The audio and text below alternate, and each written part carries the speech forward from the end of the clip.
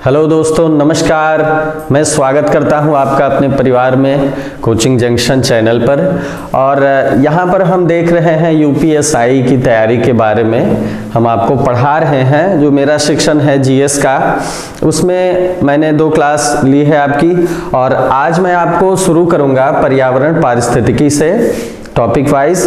और ecology environment में हम देखेंगे सबसे पहला टॉपिक कि इकोलॉजी क्या है, मतलब पारिस्थितिकी क्या है। आज मैं आपको टॉपिक वाइज पढ़ाऊंगा, तो दोस्तों ध्यान दीजिएगा, समय पर्याप्त है। और मैं आपको सलाह दूंगा, कल मैंने सवाल देखा था, प्रीवियस ईयर्स के प्रश्न को मैंने आपको समझाया था, तो मैं चाहूंगा कि आप अपनी तैयारी इस तरह रखिए कि सवालों की प्रकृति को समझते चलिए सिलेबस के साथ, और जो भी इस विषय की मूल अवधारणा है, जो भी इकोलॉजी एनवायरनमेंट की छोटी छोटी अवधारणाएं हैं, उनको आप समझिए ताकि अच्छे से आपको समझ में आ जाए, और कभी जब आप सवाल हल करें तो वहां पर समस्या ना आए।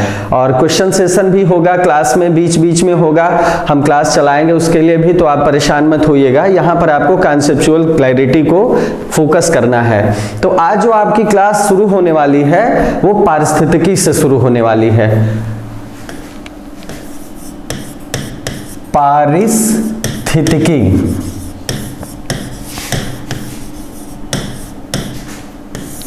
इसी को हम इंग्लिश में क्या कहते हैं दोस्तों? इकोलॉजी।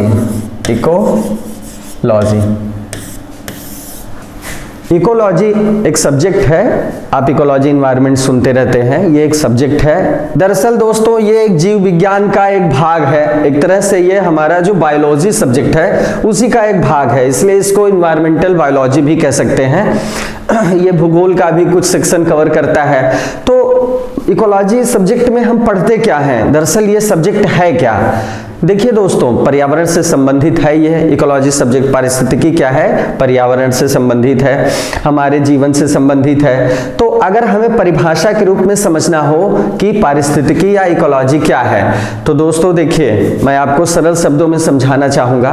पारिस्थितिकी दरअसल एक शाखा है अध्ययन की, जिसमें हम क्या करते हैं, जिसमें किसी भी जीव समुदाय के आपस के संबंधों को, मतलब जीव समुदाय के आपस में जो संबंध है उनको, और वातावरण के साथ, जो उनका आसपास का भौतिक वातावरण होता है, उनके साथ उस जीव समुदाय का या किसी विशेष जीव का जो संबंध होता है परस्पर, इसी का अध्ययन पारिस्थितिकी या इकोलॉजी में किया जाता है। मतलब आप ध्यान से समझिएगा, परिभाषा में बहुत चीजें स्पष्ट हो जाती हैं, आपको समझ में आ जाएगा कि इसमें कौन सी मुख्य बातें जिन्हें हमें ध्यान देना है। जैसे आप ये देखिए, आप इसमें इकोलॉजी में 2 चीजें ध्यान दीजिए। इकोलॉजी, यही आपको हमेशा आगे मिलेगा। पहली चीज क्या है? पहली चीज जीव है, और दूसरी चीज क्या है? उसका भौतिक वातावरण।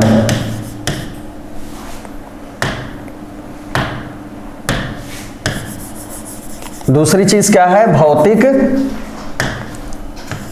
वातावरण। इन्हीं के बारे में हमको अध्ययन करना है। इकोलॉजी में 2 चीज है, जीव जिसमें मनुष्य भी आता है, हम सब आते हैं, और जीव में पौधे आते हैं, वनस्पतियां आती हैं, सूक्ष्म जीव आते हैं, और जंतु आते हैं। भौतिक वातावरण में बहुत सारी चीज आती है, हम डिटेल में देखेंगे। इन्हीं दोनों के बीच का जो अंतर संबंध है, यही हम इकोलॉजी में अध्ययन करते हैं। मतलब जीवों का जीव के साथ, और जीवों का उनके भौतिक वातावरण या पर्यावरण के साथ जो आपस का संबंध होता है, यही स्टडी, यही करना है हमको स्टडी, किसमें? इकोलॉजी में। तो आप समझ गए होंगे इसमें 2 चीजें हैं। अब देखिए, इकोलॉजी जो एक विषय की तरह देखा जाता है, इसमें आपने एक शब्द महत्वपूर्ण है, आपने देखा होगा, पर्यावरण। जैसे कि हमने परिभाषा में बताया, पर्यावरण। पर्यावरण को भी समझना आवश्यक है। पर्यावरण है क्या? दरअसल इकोलॉजी तो आप एक सब्जेक्ट है, एक शाखा है। अब पर्यावरण क्या है ये जानना जरूरी है। देखिए पर्यावरण क्या है दोस्तों? पर्यावरण में हमको समझना क्या है? पर्यावरण में, पर्यावरण का ही अध्ययन करना है इकोलॉजी में। और पर्यावरण में समझना क्या है, इसको पहले समझ लेते हैं। इसको इंग्लिश में हम इन्वायरमेंट कहते हैं।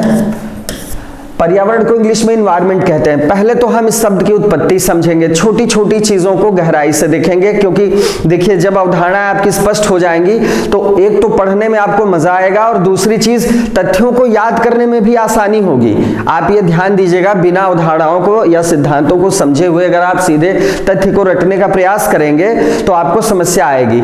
इसलिए धीरे धीरे हर टर्म को समझिए। जो आपका इकोलॉजी सब्जेक्ट है इसमें बहुत सारे टर्म्स ऐसे होते हैं छोटे छोटे जिन्हें हम ध्यान नहीं देते, उनको सबसे पहले ध्यान दीजिए, कॉन्सेप्ट को समझिए। बहुत सारे नहीं हैं आपके विषय में, अगर आप उनको अच्छे से समझ लेंगे ना तो हर चीज आपको समझ में आएगी। फिर जब आप तथ्यों को याद करने लगेंगे तो आपको आसानी होगी। जैसे पर्यावरण क्या है, पारिस्थितिकी जैसे आपने देखा एक विषय है, तो पर्यावरण क्या है, तो पर्यावरण को इन्वायरमेंट कहते हैं। इन्वायरमेंट होता क्या है, देखिए शब्द की उत्पत्ति देखिएगा दोस्तों, शब्द की उत्पत्ति देखिए, इन्विरॉन, ये शब्द आप ध्यान से देखिए, यही एक शब्द है जिससे जो है, यही एक शब्द है जिससे ये पर्यावरण का शब्द बना हुआ है, इन्वायरमेंट बना हुआ है।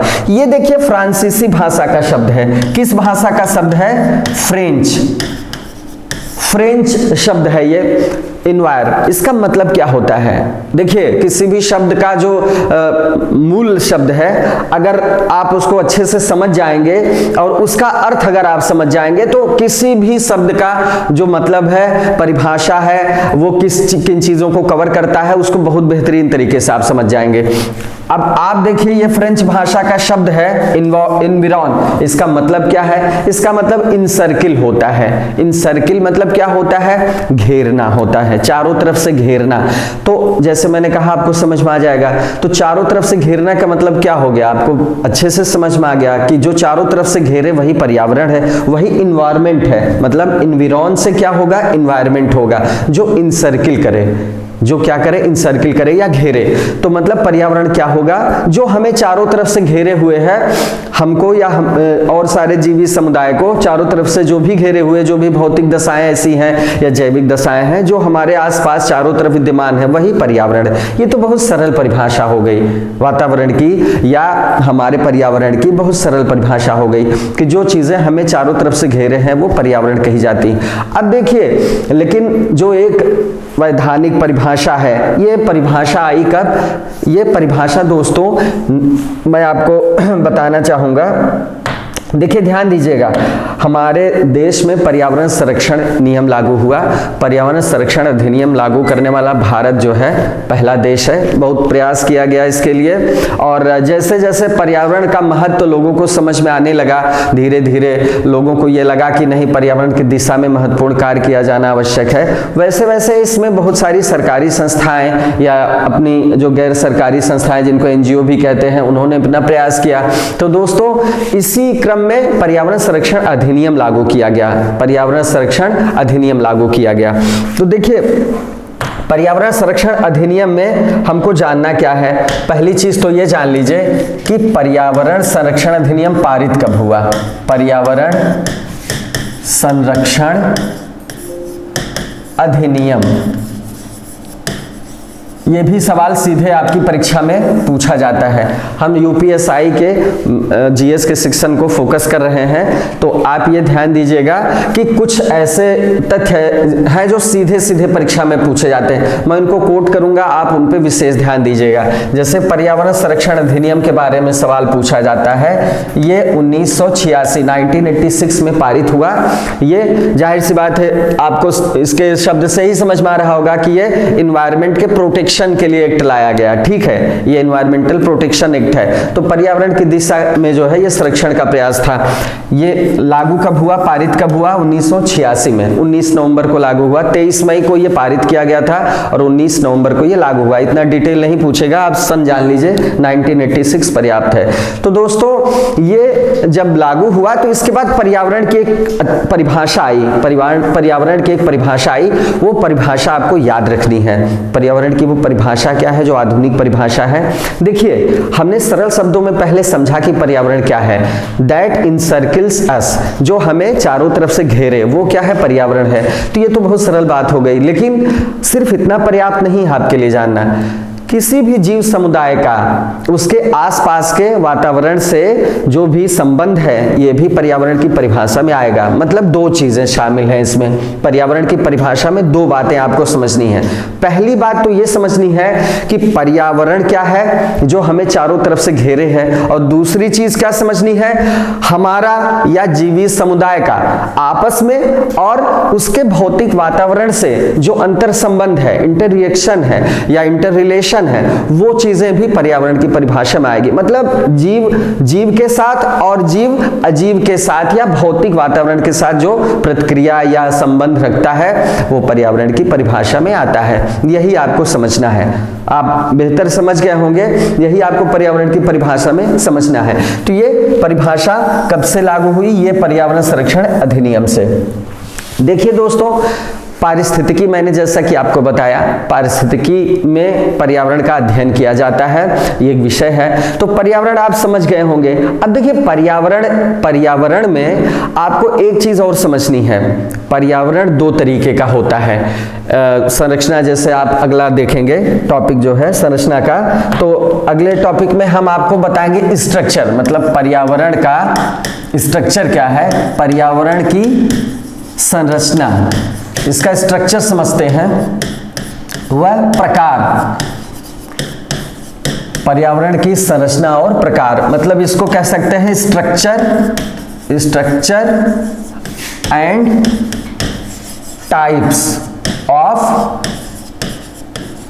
Environment. Structure and types of environment, मतलब संरचना और प्रकार क्या है पर्यावरण का। देखिए दोस्तों, पर्यावरण में दो चीजें शामिल हैं बहुत महत्वपूर्ण। पहली बात क्या है, जैसा कि मैंने आपको बताया था,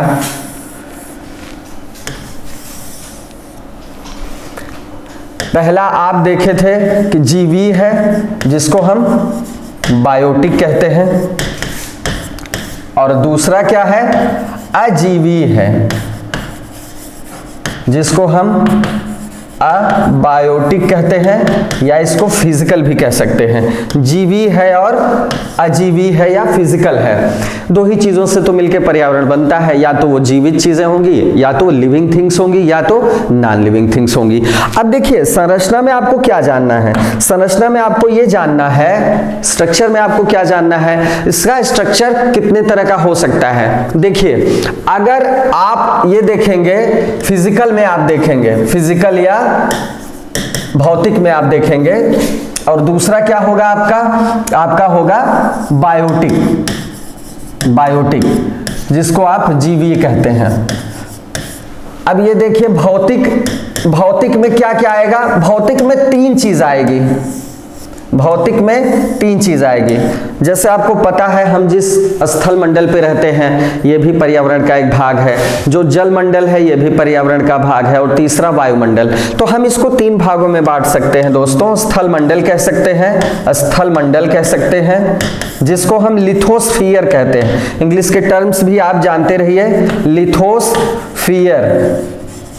एग्जाम में आप हिंदी और इंग्लिश दोनों शब्दों को अच्छे से समझने का प्रयास करिएगा, क्योंकि परीक्षा में जो एग्जामिनर क्वेश्चन सेट करता है, कई बार ऐसा होता है कि क्वेश्चन के वर्ड को समझने में भूल हो जाती है, इसलिए सवाल आप गलत कर जाते हैं। तो काम भर की इंग्लिश आप जो है ध्यान दीजिए कुछ शब्दों की, जिनकी इंग्लिश आवश्यक होगी, मैं खुद ही बताता चलूंगा, तो इग्नोर बिल्कुल मत करिएगा। लिथोस्फीयर स्थल मंडल को कहते हैं।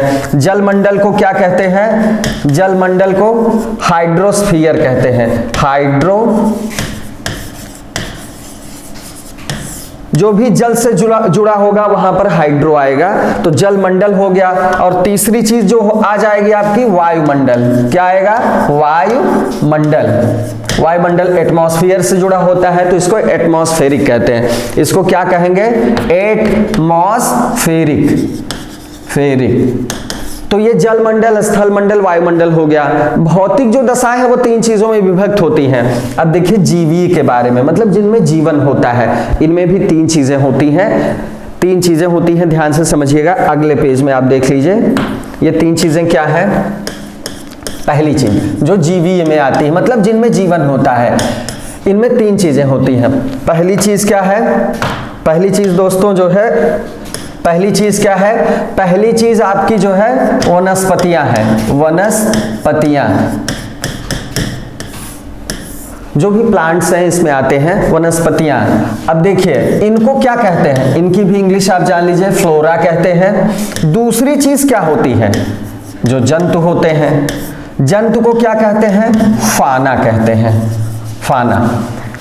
एक चीज और आती है जिसे हम नंगी आंखों से नहीं देखते, हमें लगता है उनका अस्तित्व नहीं है, लेकिन उनका भी अस्तित्व है जीवों में। तीसरी, सूक्ष्म जीव, सूक्ष्म जीव। सूक्ष्म जीव इनको क्या कहते हैं? माइक्रोब्स कहते हैं, माइक्रोब्स। मतलब अगर जीवीय आप कारकों को देखेंगे तो उसमें तीन चीजें, वनस्पति हो सकती हैं, जंतु हो सकते हैं और सूक्ष्म। हम भी इसी में आते हैं, जंतुओं में आते हैं। सूक्ष्म जीव, इनको नंगी आंखों से तो हम नहीं देख सकते, लेकिन हमारे पर्यावरण में इनका बहुत महत्वपूर्ण स्थान है और हम इनको जानेंगे कि इनका कार्य क्या है। आगे चल के हम देखेंगे कि इनका भी बहुत महत्वपूर्ण कार्य है हमारे पर्यावरण में। तो ये तो जैविक कारक हो गए, जैविक या बायोटिक। अब देखिए ये तो संरचना हो गई आपके पर्यावरण की। अब देखिए कुछ कंपोनेंट्स हम देखते हैं, डिटेल्स में देखते हैं कंपोनेंट्स के बारे में, कि पर्यावरण के संघटक, जिनको हम संघटक या घटक कहते हैं, मतलब किन चीजों से मिलकर पर्यावरण बना होता है। घटक या संघटक का मतलब यह है कि वो कौन कौन सी चीजें हैं जिनसे मिलकर पर्यावरण बना होता है। इनको इंग्लिश में कंपोनेंट्स भी कहते हैं। तो हम पर्यावरण के संघटक या घटक देखेंगे, पर्यावरण के संघटक। संघटक को, संघटक शायद कठिन शब्द है, इंग्लिश में कंपोनेंट्स कहते हैं, components of environment, components of environment. तो आप ये देखिए संघटक को हम क्या कहेंगे? संघटक को कंपोनेंट्स ऑफ एनवायरनमेंट कहेंगे। तो संघटक में देखिए क्या क्या चीजें आ सकती हैं। तीन चीजें हैं, दो चीजें तो वही हैं, जैसे जीवी हो गया आपका, दूसरा अजीवी हो गया, और तीसरी चीज जो है ऊर्जा। पहला तो हो गया जीवी, जीवी, दूसरा क्या हो गया? अजीवी, जिसके बारे में आप अभी पढ़ चुके हैं। पर्यावरण का एक कंपोनेंट्स एनर्जी कंपोनेंट्स भी होता है, ऊर्जा संघटक। ऊर्जा संघटक मतलब कि हर पर्यावरण में ऊर्जा का एक प्रवाह होता है, ऊर्जा की एक व्यवस्था होती है। और जैसा कि आपको पता है इसमें दो चीजें होती हैं जो प्राकृतिक रूप से ऊर्जा का स्रोत है। सौर ऊर्जा इसमें सर्वप्रमुख है। सौर ऊर्जा से ही हमारे पौधे सूरज की ऊर्जा को लेते हैं। वो कौन सी ऊर्जा होती? विकिरण ऊर्जा होती है। उस ऊर्जा को पौधे प्रकाश संश्लेषण या फोटोसिंथेसिस से क्या करते हैं? क्लोरोफिल उनमें होता है तो वो अपना भोजन बनाते हैं।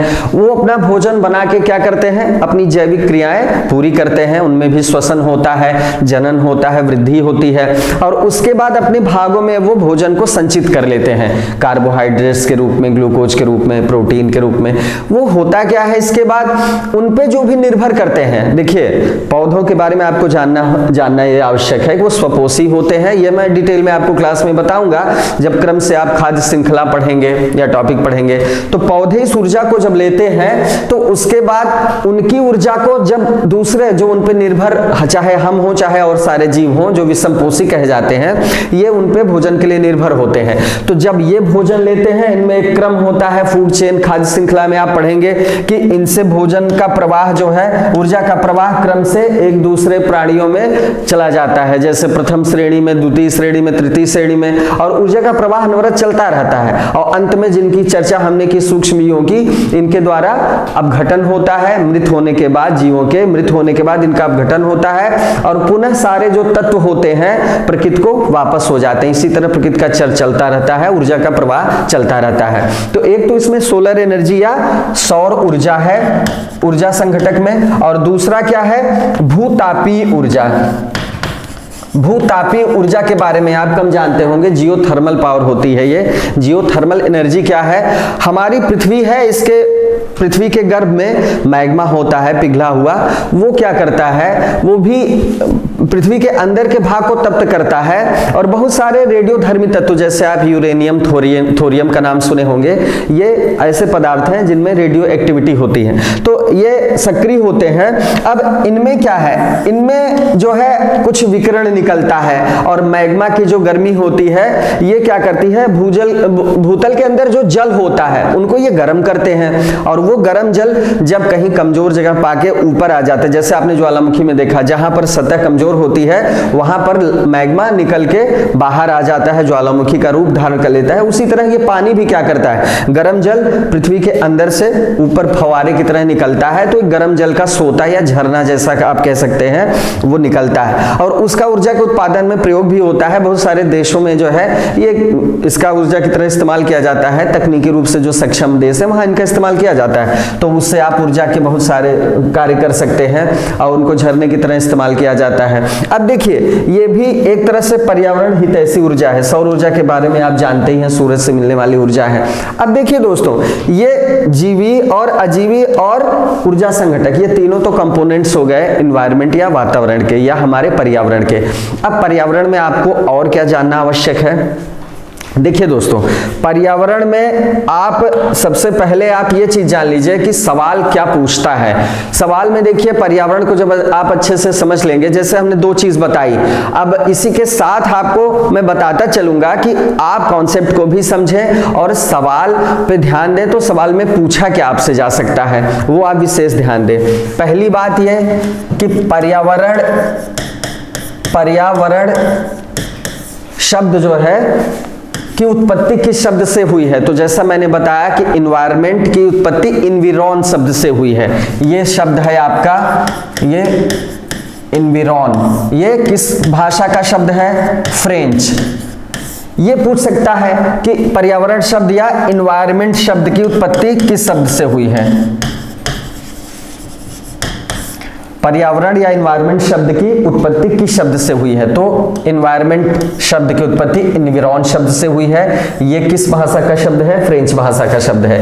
ये आपका एक फैक्ट हो गया जो कि एग्जाम में पूछा जा सकता है। दूसरी चीज, पर्यावरण संरक्षण अधिनियम पूछा जा सकता है कि पर्यावरण संरक्षण अधिनियम लागू कब हुआ।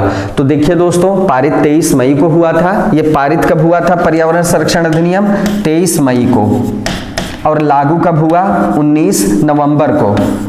19 नवंबर को। वैसे आपको अगर ये याद न रहे तो ये चीज जरूर याद रहनी चाहिए, 1986 ये जरूर याद रहना चाहिए। 1986 में सबसे पहले पर्यावरण संरक्षण अधिनियम लागू किया।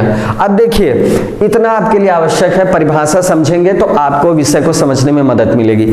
अब ये तो हो गया पर्यावरण। पर्यावरण के लिए इतना फैक्ट आपके लिए जानना जरूरी है, और अपने दिमाग में बैठा लीजिए कि पर्यावरण में मोटी मोटी चीजें क्या होती हैं। जीवी होते हैं, अजीवी कारक होते हैं, और ऊर्जा का एक ऊर्जा की एक व्यवस्था होती है। जीवी कारकों में आपको पता है कि वनस्पतियां होती हैं, आपके जंतु होते हैं, जंतुओं में हम मनुष्य भी आते हैं, और तीसरी चीज कौन सी चीज होती है जो हमें नंगी आंखों से नहीं दिखती लेकिन वो सूक्ष्म जीव होते हैं, और इनका किसी भी पर्यावरण में बहुत महत्वपूर्ण स्थान होता है। और अजैविक कारकों में या भौतिक कारकों में क्या क्या चीजें आती हैं? जीवित कारकों के अलावा जो सारी चीजें हैं वो भौतिक में आएंगी, जैसे मिट्टी है, जैसे जल है, जैसे वायु है, स्थल मंडल, वायुमंडल, जल मंडल में जो भी भौतिक कारक हैं, पहाड़ हैं, पर्वत हैं, ताप है, सूरज की रोशनी है, ये भी क्या है? अजैविक कारक है। तो कहने का मतलब ये आप समझ गए। ऊर्जा में आपको दो चीजें समझनी है, एक सौर ऊर्जा है, यही सौर ऊर्जा या विकिरण ऊर्जा जो होती है, पौधे इसी का इस्तेमाल करके अपना भोजन बनाते हैं और जीवधारियों के लिए भोजन का संग्रहण करते हैं अपने विभिन्न भागों में, जिसको हम लोग खा के या जीव खा के अपना पेट भरते हैं, और ये श्रृंखला सतत चलती रहती है। अगर पौधे इस धरती पे न होते तो सोचिए क्या होता, हमें भोजन कहाँ से प्राप्त होता। और तीसरी चीज है, दूसरी चीज है ऊर्जा में, कौन सी चीज? जो ये आप भूतापी ऊर्जा, जियोथर्मल एनर्जी जिसको कहते हैं। तो ये जैसा कि मैंने बताया कि पृथ्वी के अंदर जो तप्त पदार्थ है, मैग्मा है, या जो रेडियो सक्रिय पदार्थ हैं, ये क्या करते हैं? पृथ्वी के अंदर के जल को गर्म करते हैं, और ये गर्म जल जहां पर कमजोर स्थान पाता है भूतल पे, वहां पर ये बाहर निकलता है, एक झरने की तरह कह लीजिए, सोता की तरह कह लीजिए। वहां इस गर्म जल का इस्तेमाल चाहे वो स्नान के लिए किया जाता हो, चाहे वो ऊर्जा के उत्पादन के लिए किया जाता हो, बहुत सारे देशों में इसका प्रयोग किया जाता है। तो ये तो पर्यावरण के संघटक हो गए। देखिए पारिस्थितिकी में भी आपको सवाल बन सकता है। पारिस्थितिकी क्या है तो आप समझ ही गए, फिर से मैं बता दे रहा हूं। पारिस्थितिकी क्या है? पारिस्थितिकी जीवी समुदाय, किसी भी जीवी समुदाय का आपस में संबंध, मतलब जीवी समुदाय का जीवी समुदाय के साथ संबंध, और दूसरी चीज क्या? उसके भौतिक पर्यावरण के साथ संबंध। यही क्या है? इसी का अध्ययन क्या है? पारिस्थितिकी या इकोलॉजी है। अब इकोलॉजी में मैंने एक चीज आपको नहीं बताई जो सवाल में पूछा जा सकता है। देखिए ये मैं आपको बताऊंगा। एक नाम है अर्नेस्ट हेकल का, अर्नेस्ट हेकल का, ये 1866, ये चीज आप जान लीजिए।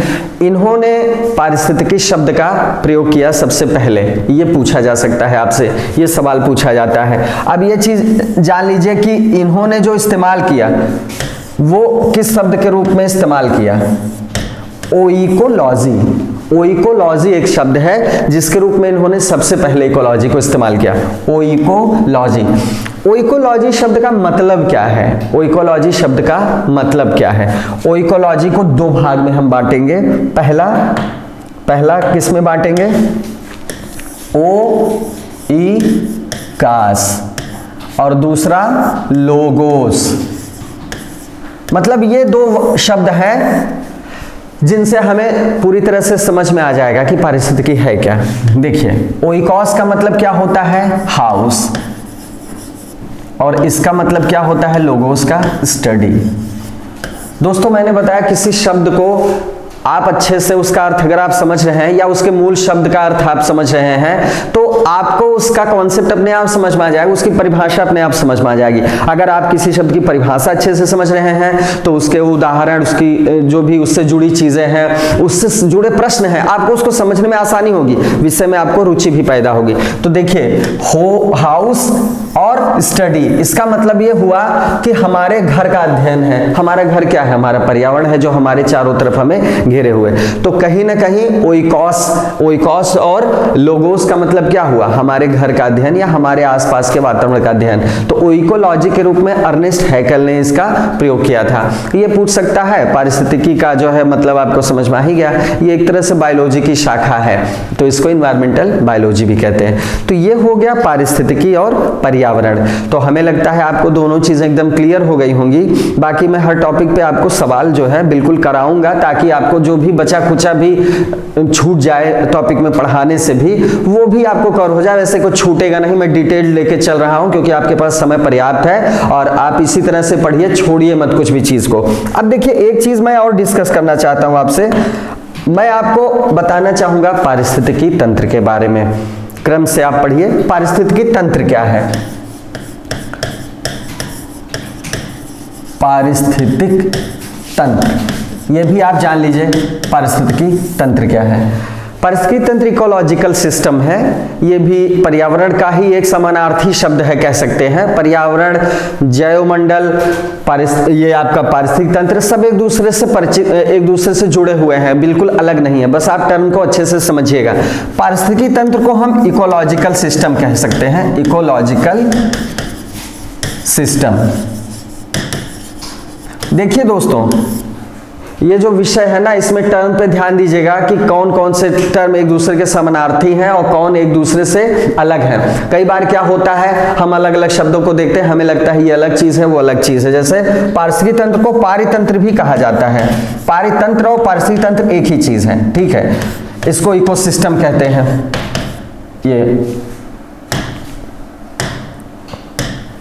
इसको क्या कहते हैं हम? इसको कहते हैं इकोसिस्टम। तो ये पारितंत्र हुआ या पारिस्थितिक तंत्र हुआ, ये एक ही मतलब है इसका कोई अलग मतलब नहीं है। अब देखिए, इकोसिस्टम जो शब्द है ये किसके लिए प्रयोग होता है? ये प्रयोग होता है, पर्यावरण का ही एक भाग है। ये एक तरह से पारितंत्र क्या होता है, एक तरह का क्रियाशील इकाई है, प्रकृति की क्रियाशील इकाई है। जैसे वो छोटे स्तर पे भी हो सकता है, बड़े स्तर पे भी हो सकता है। जैसे मान लीजिए हमारे घर में गौशाला है, तो गौशाला भी एक पारितंत्र है, एक छोटे पारितंत्र का उदाहरण है। और मान लीजिए हम संपूर्ण पृथ्वी के पारितंत्र की बात करें तो जो पूरा जैवमंडल है, पूरा जैवमंडल जिसमें आपका वायुमंडल, जलमंडल और स्थल मंडल आएगा, जहां भी जीवों का निवास है। जैवमंडल किसको कहते हैं? जैव से आप समझ ही रहे हैं कि जैव का मतलब बायो होता है, मतलब जहां भी जीवन का अस्तित्व है वो जैवमंडल है। चाहे वो वायुमंडल में एक सीमा तक हो, चाहे वो जलमंडल में हो, चाहे वो स्थल मंडल में, तो आप जानते ही हैं।